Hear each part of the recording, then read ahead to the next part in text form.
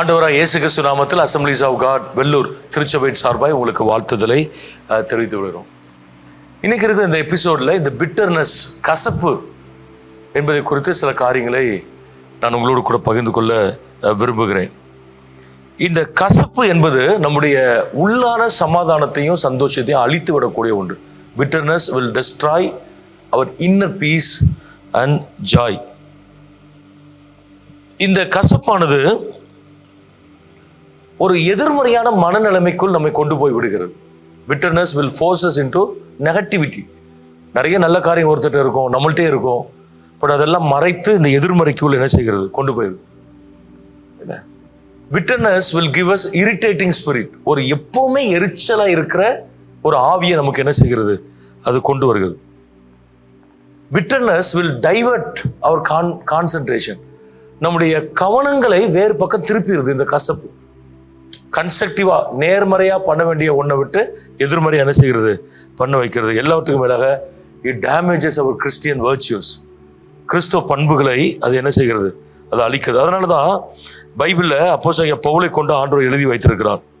எபேசு திருச்சபைக்கு எழுதும்போது என்ன எழுதினாரு, சகல விதமான கசப்பும் கோபமும் மூர்க்கமும் கூக்குரலும் தூஷணமும் மற்ற எந்த துர்க்கணமும் உங்களை விட்டு என்ன செய்ய கடவுது, நீங்க கடவுது என்று அங்கே சொல்லப்பட்டிருக்கிறது. முதல்ல ஒரு 3 வார்த்தை மாத்திரம் நான் சொல்ல விரும்புகிறேன். கசப்பு நம்முடைய வாழ்க்கையில வருது, தெரிந்தோ தெரியாமலோ வருது. மனிதர்கள் மேல் கசப்பு, அமைப்புகள் மேல் கசப்பு, ஊழியர்கள் மேல் கசப்பு, திருமணங்களில் கசப்பு, சில இடங்களில் வேலை பார்க்கிற இடங்களில் கசப்பு, சில நேரத்தில் ஆண்டவர் மேல் கசப்பு. இந்த பிட்டர்னஸ் இது நமக்குள்ள இருக்கிறது ஒரு விஷத்தன்மை கொண்டது. நம்முடைய கிறிஸ்தவ வாழ்க்கையை அதை அழித்து விட முடிச்சு. முதலாவது என்ன பண்ணணும், யூ ரிமூவ் பிட்டர்னஸ். அதான் முதல்ல வேதம் நமக்கு சொல்லுகிற ஒரு வார்த்தை.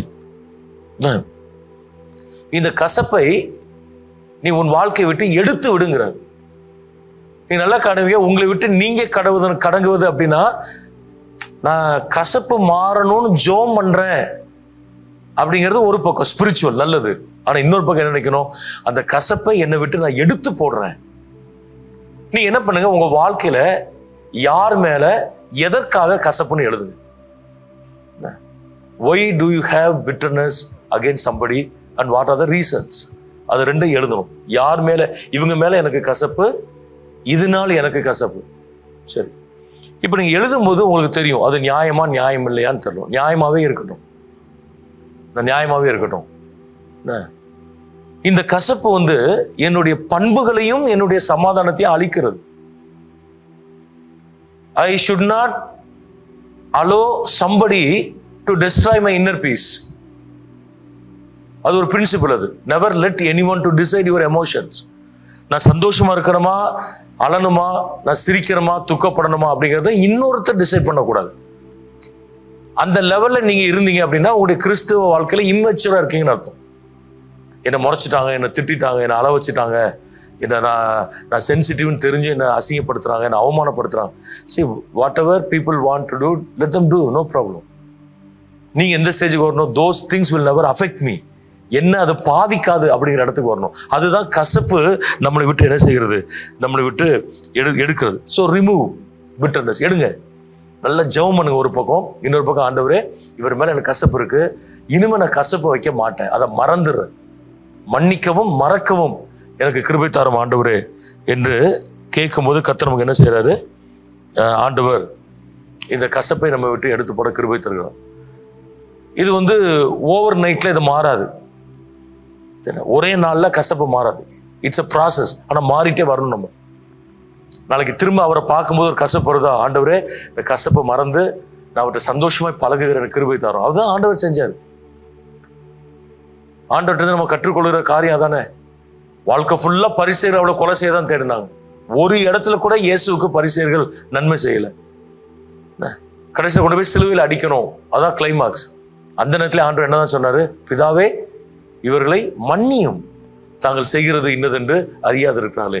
ஸோ அந்த நேரத்துல அவங்க ஆத்மா வீணா போகக்கூடாது, அவர் ராஜ்யத்திற்கு வரணும்.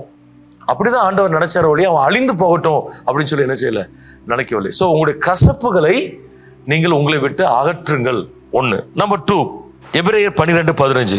ஒருவனும் தேவனுடைய கிருபையை இழந்து போகாதபடிக்கும் யாதொரு கசப்பான வேர் முளைத்தெலும்பி கலகம் உண்டாக்குறதுனால் அநேக தீட்டுப்படாத படிக்கும் என்று சொல்லி அங்கே எபிரேய புஸ்தகத்துல 12ஆம் அதிகாரத்தில் நம்ம என்ன செய்யறோம், வாசிக்கிறோம். ஒருவனும் தேவனுடைய கிருபையை இழந்து போகாதபடிக்கும் யாதொரு கசப்பான வேர் முளைத்தெலும்பி கலகம் உண்டாக்குறதுனால் அநேகர் தீட்டுப்படாத படிக்கும் என்று சொல்லி என்ன செய்யப்பட்டிருக்கிறது சொல்லப்பட்டு. நீங்க நல்லா கவனிங்க. 2வது, we need to be careful not to lose the grace.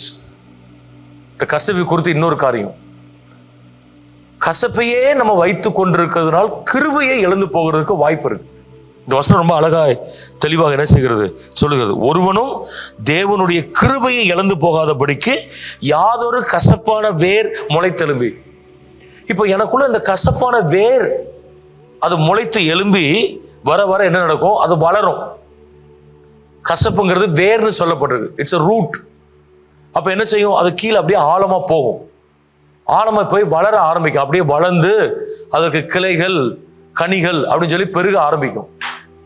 பெருக ஆரம்பிக்கும் போது என்ன நடக்கிறது, நிறைய பேரை தீட்டுப்படுத்துகிறது. கலகம் உண்டாக்கி அநேகரை தீட்டுப்படுத்துகிறது. தீட்டுப்படுத்தல் அநேகரை பாதிக்கிறது. It affects many people. அப்ப ஆண்டவர் என்ன சொல்றாரு, இந்த வேர் உனக்குள்ள போக போக அங்க கிருபைக்கு இடம் கிடையாது. கிருபை நம்ம என்ன செஞ்சிருவோம், இழந்து போறதுக்கு வாய்ப்பு. ஒண்ணுதானே இருக்க முடியும். கசப்புங்கிற வேர் உள்ள போய் அப்படியே ஆலமரம் மாதிரி அப்படியே படர்ந்து ஆழமாய் அகலமாய் உயரமாய் வளர்ந்து வரும்போது அங்க கிருபைக்கு இடம் இல்லாம போயிடும். இதனாலதான் சொல்லப்பட்டிருக்கிறது, அநேகர் கிருபையை போக்கடிக்கிறார்கள். நீங்க கிருபையை போக்கடிக்கிறதுக்கு பெரிய துன்மார்க்கனா இருக்கணும்னு அவசியம் கிடையாது. பெரிய பாவங்களை செய்யணும்னு அவசியம் கிடையாது. கொலை செய்யணும், பெரிய பெரிய விபச்சார பாவங்களை செய்யணும்னு அவசியம் கிடையாது. நீங்க கிருபையை இழப்பதற்கு ஒருத்தர் மேல கசப்பு வச்சிருந்தாலே போதும், கிருபை என்ன செஞ்சிடும், இழந்து போயிடும். ஸோ என்றைக்கு கிருபையை இழக்கிறோமோ அன்றைக்கு அந்த பாதுகாப்பு வளையத்திலிருந்து வெளியே வரும். அதை நம்ம கிறிஸ்தவர்கள் விளங்கிக் கொள்ள வேண்டிய ஒன்று. ஆண்டவர் நம்மளை ஒரு பாக்ஸ்குள்ள வச்சிருக்காரு. யோபுக்கும் அவனுக்கு உண்டாயிருந்த அனைத்தையும் சுற்றி நீர் வேலி அடைக்கவில்லையோ, God has put a fence around us. அந்த வேலியை தாண்டி பிசாசு வர முடியாது. He cannot touch us. அப்படி வரணும்னா அவர்கிட்ட பெர்மிஷன் வாங்கணும். பார்டர் டெரிட்டரி மாதிரி மீறி வந்தா திரும்ப அடிப்பார் ஆண்டவர் அவனை. ஆனா இந்த கசப்பு போக போக என்ன நடக்கு, அந்த ஃபென்சிங் அப்படி தூக்கிறார் ஆண்டவர். அப்ப ஈஸியா பிசாசு வரும், பாதிப்பு வரும், வியாதிகள் வரும், சாபம் வரும், அழுத்தம் வரும், நோய் வரும், சண்டைகள் வரும், வாக்குவாதங்கள் வரும், சமாதானம் இல்லாம போயிடும், சந்தோஷம் நம்மளை விட்டு போயிடும். ஸோ அதனாலதான் பைபிள் என்ன சொல்லுது, கிருபையை நீ இழந்து போகாதபடிக்கு, இந்த கசப்பு உனக்குள்ள வேர் ஒட்டு இல்லாதபடிக்கு அதை ஆரம்பத்திலே அழிச்சிருங்கிற. கசப்பே உங்களுக்கு வரக்கூடாதுன்னு நான் சொல்லலை, கசப்பு வரும். நாம் பாதிக்கப்படும் பொழுது கசப்பு வரும். நமக்கு விரோதமாய் சில செயல்படும் பொழுது நமக்கு கசப்பு வரும். நம்மை அவமானப்படுத்தும் பொழுது கசப்பு வரும். இந்த கசப்புங்கிறது வீட்டில் வரும், உங்களுக்கு ரிலேஷன்ஷிப்ல வரும், ஹஸ்பண்ட் ஒய்ஃபுக்குள்ள வரும், மற்ற ரிலேஷன்ஷிப் வரும், மாமியார் மருமகளுக்குள்ள வரும், மற்ற ரிலேஷன்ஷிப்ல வரும், உங்களுடைய ஒர்க் பிளேஸ்ல வரும், சர்ச்சில் வரும். சரி, எல்லா ரிலேஷன்ஷிப்லையும் இந்த கசப்பு வர்றதுக்கு வாய்ப்பு இருக்கு. ஆனா இதை நம்ம தாண்டி போயிட்டே இருக்கணும். அதான் கிறிஸ்தவ வாழ்க்கை. அந்த கசப்புக்குள்ளேயே மூழ்கி கசப்பையே நினைச்சு நிறைய பேர் வாழ்க்கை அப்படி இழந்துட்டாங்களே. அன்னைக்கு 2012 அப்படி பண்ணிட்டாங்க ஐயா அப்படின்னு சொல்லி ஒரு 15 வருஷத்துக்கு முன்னாடி 13 வருஷத்துக்கு கதை இப்போ மனசுல வச்சிருப்பான். அதனால சரீரம் பாதிக்கப்பட்டிருக்கும், மருத்துவமனைக்கு அடிக்கடி போவாங்க. ஸோ இதெல்லாம் விட்டு நம்ம வரணும்னா கிருபை நமக்கு அதிகமா வேணும். காலையில் எழுவதும் கர்த்தரை துதிப்பதும், மாலையில் சுகமுடன் இல்லம் திரும்புவதும் கிருபையே. போக்கிலும் வரத்திலும் தொலைதூர பயணத்திலும் என்னை காப்பது கிருபையே. கிருபையே, தேவ கிருபையே அப்படின்னு பக்தன் பாடல் மோசஸ் ஆசிரியர் எழுதி வச்சிருக்கிறார். நான் படுத்து நித்திரை செய்கிறேன், காலமே எழுந்திருக்கிறேன், கர்த்தர் என்னை தாங்குகிறான். அதான் கிருபை. நான் நிற்பதும் நிர்மூலமாக இருப்பதும் அவருடைய கிருபை. அப்ப நம்ம மூச்சு விடணும், ஆரோக்கியமா இருக்கணும், பாதுகாப்பாய் போயிட்டு பாதுகாப்பா வரணும், வீட்டுல சந்தோஷமா இருக்கணும். இதெல்லாம் கிருபை. பாருங்க, நமக்கு நிறைய நேரத்துல எல்லாம் நல்லதா நடக்கிறனால அந்த கிருபையை நம்ம வீணடிக்கிறோம். அவர் நார்மல் டே சம்மோன்ஸ் ட்ரீம் அப்படின்னு ஒருத்தர் சொல்லியிருக்காரு. காலைல எந்திக்கிறோம், சாப்பிட்றோம், நம்ம வேலையை பார்க்குறோம், சந்தோஷமா இருக்கிறோம், திரும்ப மதியானம் சாப்பிட்றோம், ஈவினிங் நைட்டு சாப்பிட்றோம், ஃபேமிலியோட சந்தோஷமா இருக்கிறீங்க. இது நிறைய பேருக்கு இல்லை. மருத்துவமனையில் படுத்திருக்காங்க, ஐசியூல இருக்கிறாங்க, ஜெயிலில் இருக்கிறாங்க, வேற நாட்டில் இருக்கிறாங்க, பிரிவினையில் இருக்கிறாங்க, சண்டைகள் இருக்கிறாங்க. யோசிச்சு பாருங்க. அப்ப ஆண்டவர் நமக்கு இதெல்லாம் எப்படி கொடுத்திருக்கிறாரு? கிருபையாய் கர்த்தர் கொடுத்திருக்கிறார். அந்த கிருபையை நான் வீணடிக்க கூடாது. வீணடிக்க கூடாதுன்னா எனக்குள்ள என்ன இருக்கக்கூடாது? கசப்பு எனக்குள்ள என்ன செய்யக்கூடாது? வரக்கூடாது. மூணாவது, அப்போஸ்தலர் 8ஆம் அதிகாரம் நீங்க பிறகு நேரம் எடுத்து நல்லா என்ன செய்யுங்க, நீங்க வாசித்து பாருங்க. அங்க ஒரு சீமோன் என்கிற மாயவித்தைக்காரனை குறித்து என்ன செய்யப்பட்டிருக்கிறது? அங்க சொல்லப்பட்டிருக்கிறது. அவன் பணத்தை கொடுத்து வரங்களை வாங்கிட்டு போலான்னு சொல்லி அவன் நினைக்கிறான். நினைக்கும் போது பேதுரு அதை எதிர்த்து பேசினாரு. என்ன பேசுறாரு? நீ கசப்பான பிச்சிலும் பாவ கட்டிலும் அகப்பட்டிருக்கிறதாய் நான் காண்கிறேன். கசப்பான பிச்சு அண்ட் பாவ கட்டு. அப்போ நல்லா கவனிங்க, இந்த வசனம் என்ன சொல்றது? கசப்புங்கிறது ஒரு பாண்டேஜ். கசப்புங்கிறது ஒரு bondage. Bitterness is a bondage. அதுக்குள்ள நீங்க சிக்கிட்டீங்க அப்படின்னா அது ஒரு அடிமைத்தனம். எப்படி குடி, போதை வஸ்து, அதை போலதான் கசப்புங்கிறது ஒரு அடிமைத்தனம் இந்த வசனத்தின்படி. அப்ப ஆண்டவர் நமக்கு என்ன சொல்றாரு? பவுல் பேதுரு அன்னைக்கு அவர் சொன்னாரு, நீ கசப்பான பிச்சிலும் பாவக்கட்டிலும் இருப்பதை காண்கிறேன், நீ ஆண்டவர் நோக்கி வேண்டிக்கொள், ஒருவேளை கர்த்தர் உனக்கு இறங்கி இதுல இருந்து விடுதலை தரலாம் அப்படின்னு அவர் சொல்லிட்டு போறாரு. அப்ப நம்ம என்ன பண்ணணும்? Break the bondages. அந்த கட்டை நீங்க உடைக்கணும். நிறைய பேர் கட்டுகளை உடைத்தல்னா பிசாசுடைய போராட்டம், பில்லி சோனியம் இப்படிலாம் நினைப்பாங்க. அதெல்லாம் ரெண்டாவது. முதல்ல அந்த கசப்புங்கிற கட்டுல இருந்து வெளியே வாங்க. அதை உடைக்கல அப்படின்னா அடுத்த லெவலுக்கு நம்ம என்ன செய்ய முடியாது? நம்ம போக முடியாது. ஸோ நீங்க ஒரு 3 வார்த்தை நான் சொல்லியிருக்கிறேன். ஒன்று, கசப்பை நம்ம விட்டு எடுக்க வேண்டும், ரிமூவ் த பிட்டர்னஸ். ரெண்டாவது, be careful not to lose the grace. கிருபையை இழந்து விடாதபடிக்கு நீங்க கவனமா இருக்கணும். மூணாவது, break the bondages of bitterness. கசப்பு அப்படிங்கிற அந்த அடிமைத்தனத்தை உடைக்கணும். நீங்க சில கேள்வி கேட்டு பாருங்க. ஏன் ஒருவர் மேல் எனக்கு கசப்பு இன்றைக்கும் இருக்கிறது? ஏன் என்னால் அவைகளிலிருந்து வெளியே வர முடியவில்லை? எனக்கு ஏன் சில பிரச்சனைகள் தொடர்ந்து வந்து கொண்டே இருக்கிறது? நான் கிருபையை இழந்து விட்டேனா? கசப்பு என்பது மேலோட்டமா இருக்கிறதா, அல்லது கசப்பு என்கிற அடிமைத்தனத்திற்குள் நான் சிக்கி இருக்கிறேனா? இதில் நீ தீவிரமா ஆராய்ந்து பார்க்கணும், ஆண்டோட கேட்கணும். அப்ப அந்த வேர் வளர ஆரம்பிக்கும் போதே வெட்டிடணும்.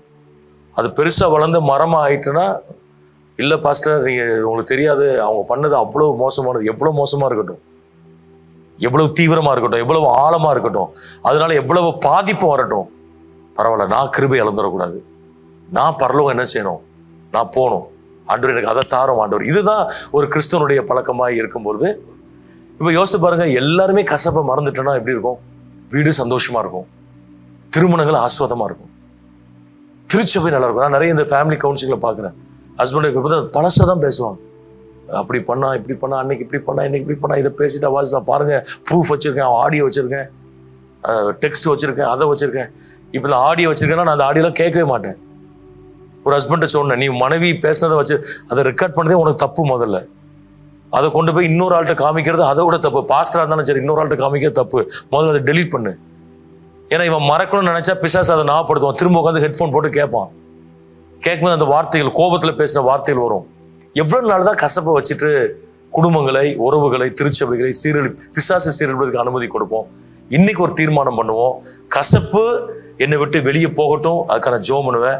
கசப்புங்கிற அடிமைத்தனத்தை நான் என்ன செய்வேன்? உடைப்பேன். நான் கிருபை என்ன செய்து விட மாட்டேன், இழந்து போக மாட்டேன் அப்படின்னு தீர்மானம் பண்ணுவோம். கர்த்தர் நிச்சயமா நமக்கு என்ன செய்வார்?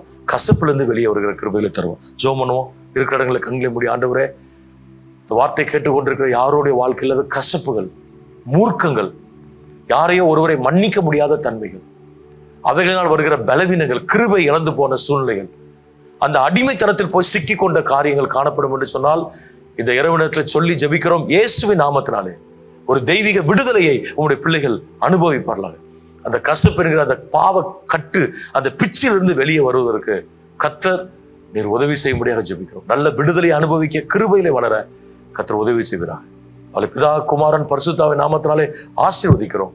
இயேசு நாமத்தில் ஜெபிக்கிறோம் நல்ல பிதாவே. God bless you.